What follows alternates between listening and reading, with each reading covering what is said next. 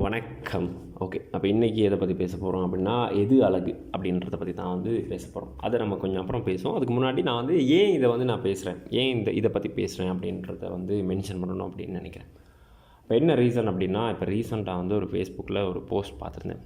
ரீசெண்டாக அப்படின்னு இல்லை, இது காலகாலமாகவே நான் பார்த்துக்கிருக்கக்கூடிய ஒரு போஸ்ட் தான். அதாவது imagine she is your girl friend அப்படின்ற மாதிரியாக ஒரு போஸ்ட் போட்டு, ஒரு டார்க் ஸ்கின் இருக்கக்கூடிய ஒரு கேர்ளோட மிரர் செல்ஃபியை ஃபோட்டோவாக போட்டு ஒரு பெரிய பேஜ், அதாவது பெரிய பேஜுன்றது ஒரு நிறையா லைக்ஸ் ஃபாலோவர்ஸ் இருக்கக்கூடிய ஒரு பேஜில் அந்த பொண்ணோட ஃபோட்டோவை போட்டு கலாச்சிருந்தாங்க.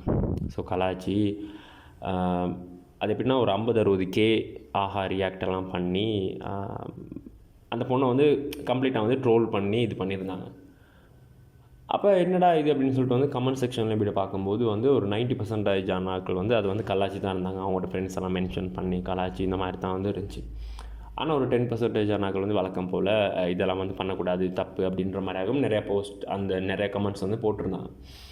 அப்போ சரி, இது அது பழகிருச்சு இல்லையா? அப்போ அதனால் ஓகே அப்படின்னு சொல்லிட்டு நான் ஸ்க்ரோல் பண்ணிட்டு போயிட்டேன்.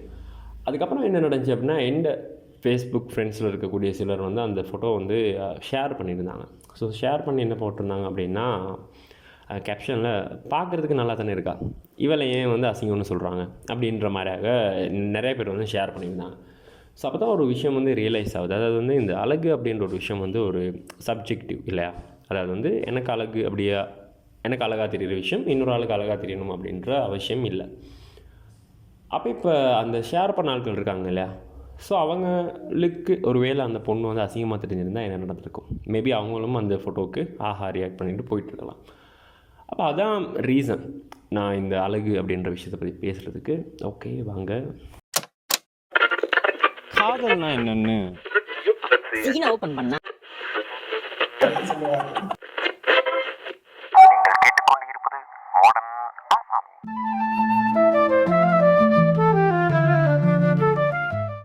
அப்போ எது அழகு? அதாவது நாங்கள் நினச்சிக்கிட்டு இருக்கோம் என்ன அப்படின்னா, எங்களுக்கு எது அழகு அப்படின்றது தெரியும் அப்படின்ற மாதிரி ஆகி இல்லையா? அப்போ இது நான் ஒரு 3 செக்மெண்ட்டாக பிரித்து பேசலாம் அப்படின்ற மாதிரியாக இருக்கேன். ஸோ ஃபஸ்ட்டு இந்த சொசைட்டி எது அழகு அப்படின்னு சொல்லியிருக்கு அப்படின்றத பற்றியும், அதுக்கப்புறம் ஏன் சொசைட்டி இதெல்லாம் அழகு அப்படின்னு சொல்லுது அப்படின்ற மாதிரி ஆகும். அதுக்கப்புறம் எது அழகு அப்படின்ற மாதிரியான ஒரு டிஸ்கஷனாக தான் இது இருக்க போகுது. இது கம்ப்ளீட்டாக நான் இதுதான் அழகு அப்படின்றதுக்கான ஆன்சர் கொடுக்க போகிறது இல்லை. ஜஸ்ட் ஒரு டிஸ்கஷனாக இருக்க போது நம்ம எல்லாருமே சேர்ந்து எது அழகுன்றதை நம்ம கண்டுபிடிப்போமா அப்படின்றது தான் மெயினான ஐடியா. அண்ட் இது ஒரு ஃப்ளோவாக இருக்காது. ஸோ சில பல நோட்ஸ் இருக்குது. ஸோ சின்ன ஒரு தாளில் சில நோட்ஸ் எழுதி வச்சுருக்கேன். ஒரு ஃப்ளோவாக இருக்காதுன்னு நினைக்கிறேன். ஃப்ளோவாக இருக்காது கண்டிப்பாக. சும்மா ஜஸ்ட் சும்மா பேசுவோம் ரைட்டா? அப்போ இந்த சொசைட்டியில் எதெல்லாம் அழகு அப்படின்னு வச்சுருக்காங்க. ஸோ நான் சொசைட்டி அப்படின்போது இப்போ இந்த கூகுளில் மெயினாக பார்த்தேன். ஸோ கூகுள் எதை இவங்க அழகு அப்படின்னு சொல்கிறாங்க. So Google what is beauty அப்படின்ற மாதிரியாக டெஃபினிஷன் சர்ச் பண்ணி பார்த்தேன். ஸோ அதில் சொல்லக்கூடிய விஷயம் என்னவாக இருக்குன்னா காம்பினேஷன் ஆஃப் குவாலிட்டிஸ் அப்படின்ற மாதிரியாக சொல்கிறாங்க. அது ஷேப்ஸ், கலர்ஸ் இந்த மாதிரியான விஷயங்கள் தான் இருக்குது. That pleases the aesthetic senses specially for the sight அப்படின்ற மாதிரியாக இருக்குது. அதாவது இந்த ஷேப்ஸ் அண்ட் கலர்ஸ் இந்த மாதிரியான விஷயங்கள் எல்லாமே, அதாவது உங்களுடைய கண்ணுக்கு குளிர்ச்சி தரக்கூடிய விஷயங்கள் எல்லாமே அழகு அப்படின்றது தான் அவங்களுடைய ஐடியாவாக இருக்குது. அப்போ இந்த கண்ணுக்கு அழகு தரக்கூடிய விஷயங்கள் எல்லாமே, அதாவது கண்ணுக்கு குளிர்ச்சி தரக்கூடிய விஷயங்களோ கண்ணுக்கு ப்ளீஸ் பண்ணக்கூடிய விஷயங்கள் எல்லாமே அழகு அப்படின்ற மாதிரியாக சொல்கிறாங்க இல்லையா? அப்போ எனக்கு ஒரு கவிதை ஞாபகம் வருது. அந்த கவிதை என்ன அப்படின்னா, பார்வையற்றவர்கள் எதை அழகாக கருதுகிறார்களோ அதுவாக இருந்துவிட ஆசை அப்படின்றது தான் அந்த கவிதை. அப்போ இப்போ கூகுளில் இருக்கக்கூடிய டெஃபினிஷன் படி அழகு அப்படின்ற ஒரு விஷயம் கண்ணூடாகத்தான் இருக்குது. அதாவது கண்ணை பேஸ் பண்ணி தான் இருக்குது இல்லையா?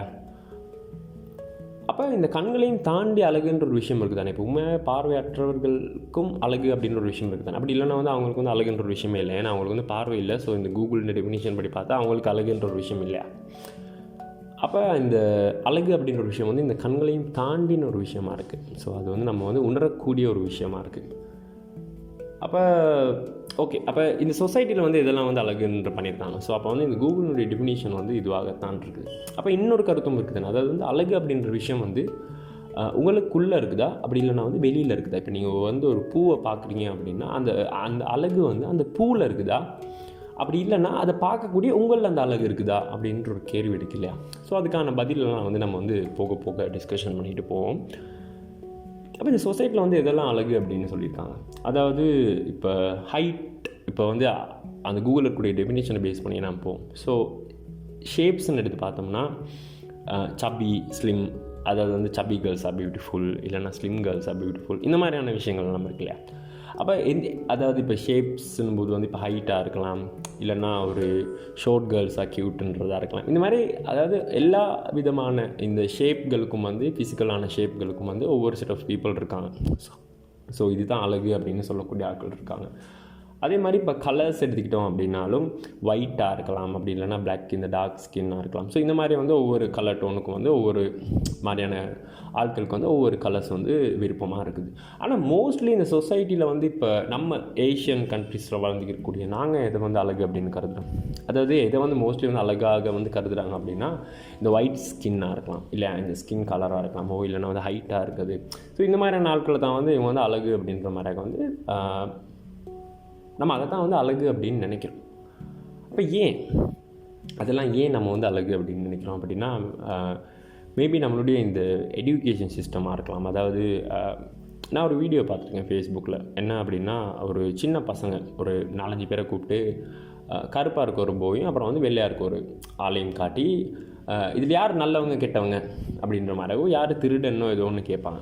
ஸோ அப்போ எல்லாருமே வந்து இந்த டார்க் ஸ்கின் இருக்கால தான் வந்து காட்டுவாங்க, இவன் தான் கெட்டவனாக இருப்பான் அப்படின்ற மாதிரி. ஸோ நம்மளுடைய இந்த எஜுகேஷன் சிஸ்டத்துலேருந்தே வந்து அதே மாதிரி நான் வந்து அந்த ஒரு புக்கினுடைய ஒரு ஃபோட்டோவும் பார்த்துருக்கேன்.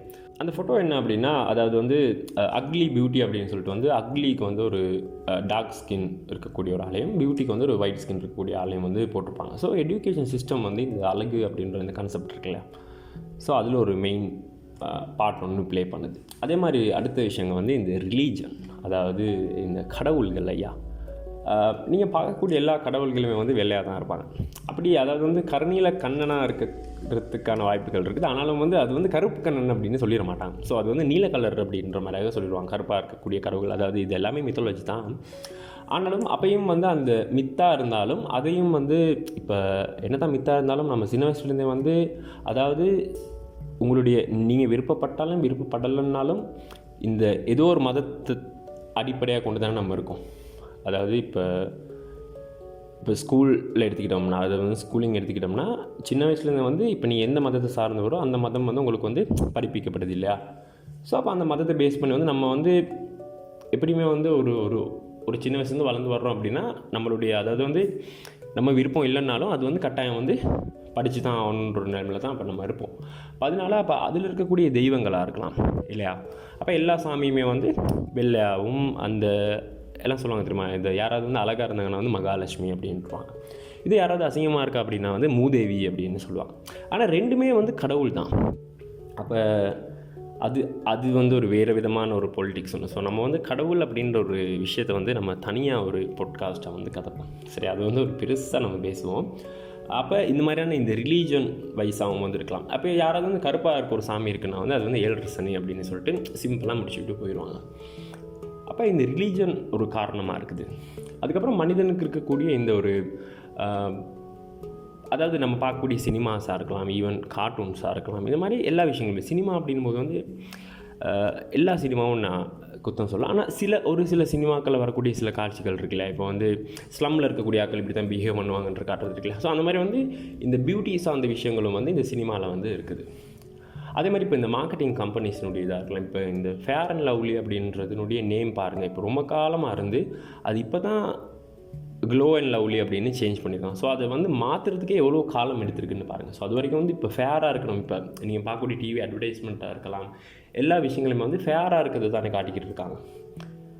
அப்போ அந்த மாதிரியான அட்வர்டைஸ்மெண்ட்டாக இருக்கலாம். இந்த மாதிரி வந்து இந்த சொசைட்டி அப்படின்ற விஷயமே வந்து அது வந்து மார்க்கெட்டிங் வைஸாக இருக்கலாம், ரிலிஜன், கார்ட்டூன், எல்லா விஷயங்களுமே வந்து ஒரு குறிப்பிட்ட ஒரு விஷயத்தை மட்டும் வந்து அழகு அப்படின்னு காட்டி அவங்க வந்து ப்ரொமோட் பண்ணிக்கிட்டு போகிறாங்க. ஸோ நம்மளும் வந்து என்ன பண்ணுறோம் அப்படின்னா வந்து எந்த விதமான கேள்வியுமே கேட்காம ஓகே இதெல்லாம் தான் வந்து அழகு அப்படின்னு சொல்லியிருக்காங்க, ஸோ நம்மளும் வந்து இதை வந்து அழகு அப்படின்னு முடிவு பண்ணணும் அப்படின்ற மாதிரி சில க்ரைட்டீரியாஸ் வச்சு அதுக்கெல்லாம் டிக் வந்துட்டா ஓகே இது அழகு இது அசிங்கம் அப்படின்ற மாதிரி 2 பக்கெட் வச்சுருக்கோம் இல்லையா? அந்த மிஸ்கின் சொல்கிற மாதிரி அந்த ஒரு தராசு வச்சுருக்கான், எடுத்துகிட்டு நல்லவன் கெட்டவன் எடை போடுறான்ற மாதிரி நம்மளும் வந்து ஒரு தராசுன்னு வச்சுருப்போம். என்னத்துக்கு அப்படின்னா வந்து அழகு அசிங்கம் அப்படின்ற மாதிரி ஒரு பக்கெட் வச்சுருக்கோம். ஸோ இதில் வந்து போட்டுருவோம், ஓகே இது அழகு இது அசிங்கம் அப்படின்ற மாதிரி சிம்பிளாக வந்து முடிச்சு விட்டு போயிடுவோம்.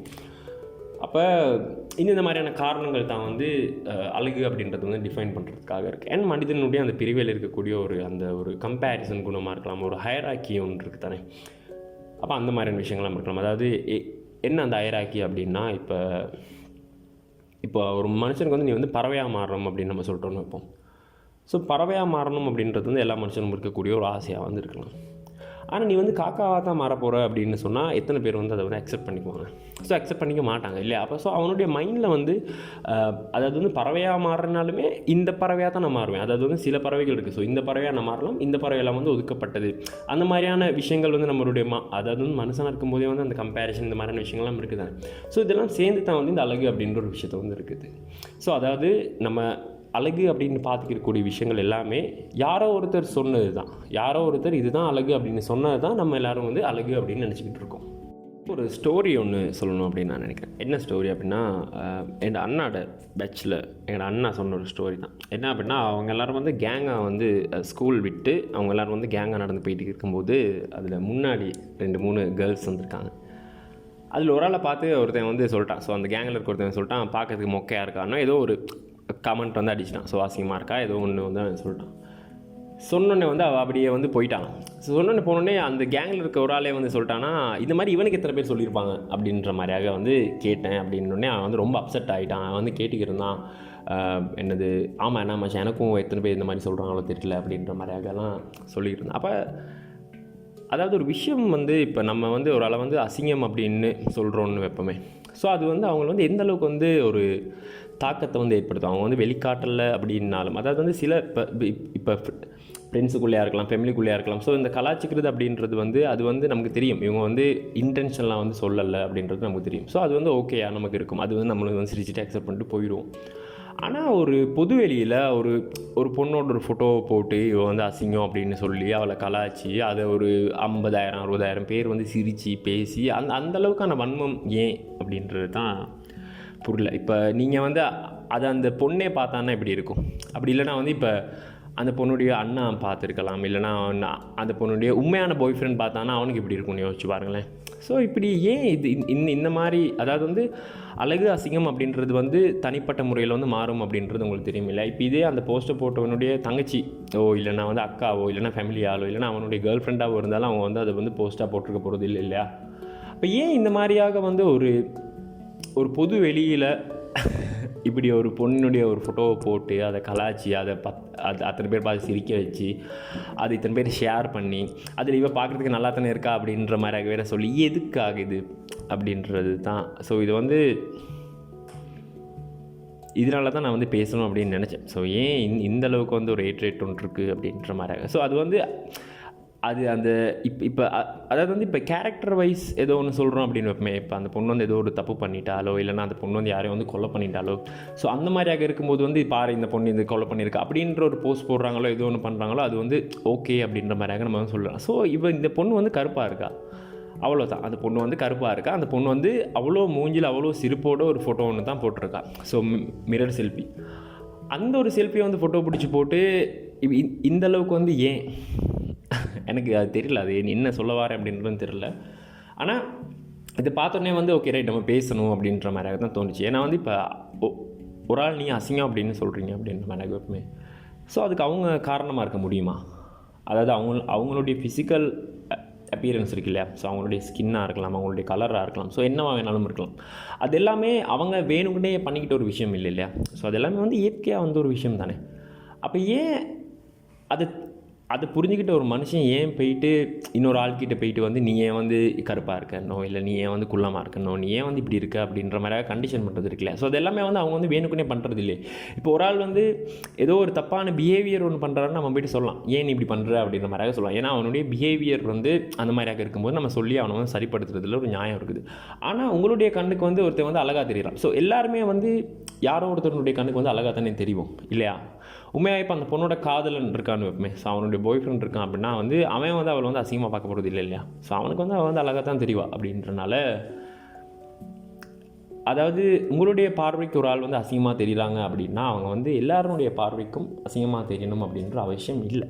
அப்போ ஜிட்டு கிருஷ்ணமூர்த்தி இருக்கார் இல்லையா, ஜேகே ஐயா, அவர் அழகு அப்படின்ற விஷயத்த வந்து என்ன சொல்கிறார்? ஸோ எது அழகு அப்படின்னு அவர் பார்க்குறாரு அப்படின்னா அவர் சொல்லக்கூடிய விஷயம் என்னவா இருக்குன்னா, beauty only exist when self is not there அப்படின்ற மாதிரியாக சொல்கிறார். அதாவது நீ அழகு அப்படின்ற ஒரு விஷயத்தை வந்து பார்க்கணுமா இருந்தால், நீ ஒரு அழகு அப்படின்ற ஒரு விஷயத்தை வந்து உணரணுமா இருந்தால் நான் அப்படின்ற ஒரு நிலை வந்து இருக்கக்கூடாது அப்படின்ற மாதிரியாக சொல்கிறாரு. அதாவது இப்போ நீங்கள் ஒரு சன்செட்டை பார்க்குறீங்க அப்படின்னு வைப்போமே, சன்செட்டை பார்க்குறீங்க அப்படின்னா அந்த சன்செட்டை பார்க்கும்போது இந்த சூரியன் எங்கேருந்து வந்துச்சு, இது எத்தனை மணிக்கு போகும் அப்படின்ற மாதிரி வித்தவுட் எனி ஜட்ஜ்மெண்ட் இருக்குல்ல. ஏன்னா இப்போ நான் ஒரு ஆளை பார்க்குறேன்னு வைப்போம், இப்போ நீங்கள் ஒரு ஆளை பார்த்து இவங்க வந்து அசிங்கம் அப்படின்னு சொல்கிறீங்க அப்படின்னு வைப்போம். அப்படி சொல்கிறீங்க அப்படின்னா நீங்கள் வந்து உங்களோட வாழ்க்கையில் வந்து பல நபர்கள் வந்து சந்திச்சிருக்கீங்க இல்லையா. ஸோ அந்த நபர்களோட ஒப்பிட்டு பார்க்கும்போது இவங்க வந்து உங்களுக்கு வந்து அசிங்கமாக தெரியுறாங்க. இல்லைன்னா நீங்கள் வந்து நிறையா இப்போ சினிமாவில் நிறைய ஹீரோயின்ஸ் பார்த்துருக்கலாம், இந்த மாதிரி நிறைய விஷயங்கள் இருக்குல்ல. ஸோ இதெல்லாம் வந்து பார்த்து நீங்கள் வந்து கம்பேர் பண்ணி அப்படி தானே ஒரு பியூட்டி அப்படின்ற ஒரு விஷயத்தை வந்து நீங்கள் வந்து ஜட்ஜ் பண்ணுறோம் நம்ம இல்லையா. ஜட்ஜ் பண்ணி தான் ஓகே இது அழகு அசிங்கம் இல்லை அப்படின்ற மாதிரி நம்ம சொல்கிறோம். அப்போ இப்போ ஜேகே சொல்லக்கூடிய விஷயம் என்னவா இருக்குது அப்படின்னா வந்து, அதாவது வந்து நீ வந்து உண்மையான அழகை வந்து உணரணுமா இருந்தால், உண்மையான அழகு எது அப்படின்றது வந்து உனக்கு தெரியணுமா இருந்தால் இந்த செல்ஃப் வந்து இருக்கக்கூடாது அப்படின்ற மாதிரியாக ஒரு விஷயம் தான் அவர் சொல்கிறாரு. அண்ட் நான் வந்து இப்போ ஓகே நீ வந்து இதுதான் ஃபாலோ பண்ணணும், இதுதான் அழகு, இவர் சொல்கிறது தான் வந்து சரி, அந்த மாதிரியாக நான் வந்து எந்த விதமான விஷயங்களும் இல்லை. நான் ஜஸ்ட் அவனுடைய பெர்ஸ்பெக்டிவ் வந்து நான் சொன்னேன்.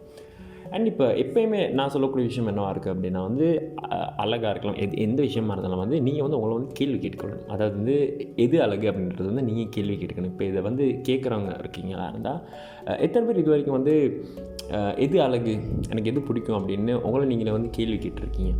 ஸோ மோஸ்ட்லி வந்து கேட்டிருக்கிறதுக்கான வாய்ப்புகள் இல்லை இல்லையா. அதனால் வந்து கேட்டால் தான் பதில் கிடைக்கும். அப்போ இப்போ இருக்கக்கூடிய பெரிய பெரிய மகான்களாக இருக்கலாம், பெரிய பெரிய ஆட்கள் எல்லாரும் வந்து ஓகே இது தான் விஷயம், இந்த மாதிரி நிறைய விஷயங்கள் சொல்கிறாங்க இல்லையா. ஸோ அவங்க எல்லாம் எங்கேருந்து சொல்கிறாங்க? அவங்கெல்லாம் வந்து ஏதோ ஒரு புக்கில் படித்து சொல்கிறாங்களா, இல்லைனா வந்து யாரோ ஒருத்தர் சொன்னதை வச்சு சொல்கிறாங்களா? இல்லை, அவங்களுடைய பதிலை தான் அவங்க சொல்கிறாங்க இல்லையா. அப்போ அது எப்படி அந்த பதில் அவங்களுக்கு கிடைக்குது அப்படின்னா அவங்கள வந்து கேள்வி கேட்பது மூலமாக தான் கிடைக்குது. அப்போ அதனால் எது அழகு அப்படின்றது வந்து அது வந்து உங்களுடைய கையில் தான் இருக்குது. அதுக்கான பதில் வந்து உங்கள்கிட்ட தான் இருக்குது. ஸோ நீங்கள் தான் எது அழகு, எனக்கு எது அழகு அப்படின்றது வந்து நீங்கள் தான் முடிவு பண்ணணும்.